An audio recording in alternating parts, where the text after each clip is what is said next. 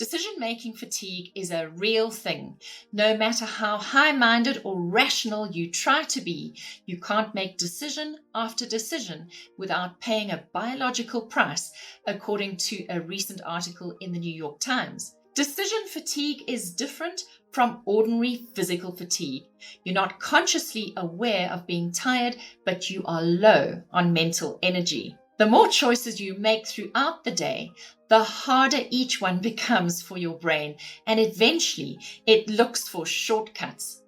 This is why you want to be on the operating table early in the morning, or writing an exam in the early session, not the late session, or pitching for a business deal earlier rather than later. The global pandemic has brought decision fatigue into sharp focus. Once upon a time, you went to the office and the kettle was always boiled for coffee. There was always paper in the printer. You had the tech person on hand to help you get into the secure network, and you could just walk past somebody in the office and connect for that meeting.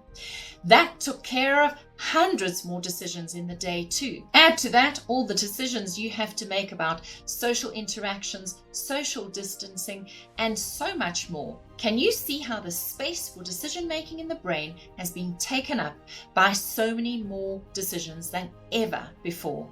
It's little wonder that you're suffering from decision fatigue. Your brain is on a constant treadmill all the time. This can lead to shortcuts and acting impulsively without really thinking through the consequences, or maybe just opting out of decision making entirely. We avoid having to make a choice, and this often results in bigger problems down the line. Here are some practical things that can help you with decision fatigue, and it starts first with your body.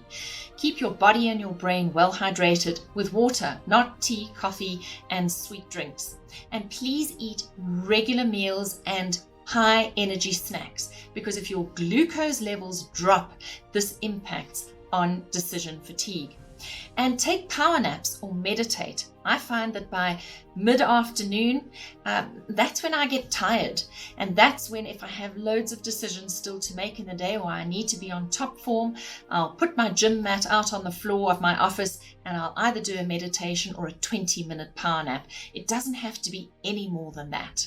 Then last thing, this is an exercise that can help make an enormous difference.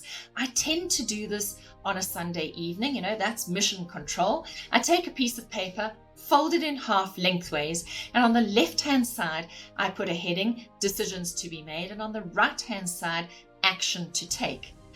And what I do is I allow my brain to download all major decisions that are in the pipeline, things that are going to have to be decided upon in the week ahead. I list them all. And then if I know what action I'm going to take, I list the action. More often than not, I don't know what the action is. But just because I have downloaded them from my brain onto the page means I've shifted them from my conscious mind into the subconscious. As soon as I do that, I lose far less energy and experience less decision-making fatigue. The interesting thing is that my subconscious can now get busy on it in the background. And when I next get back to my decision-making page, sometimes the decision just arrives and it seems to have taken no effort at all. You see, we completely discount the power of our brain and our subconscious mind. It can do the work for you. It's there to serve you. But we think we need to be consciously working hard and putting in effort and energy to making these big decisions, and far too many decisions, as I've already alluded to. So why not give it a try? You've got nothing to lose. Let your brain get on with things subconsciously and save yourself a whole heap of energy and effort. Of course, it stands to reason.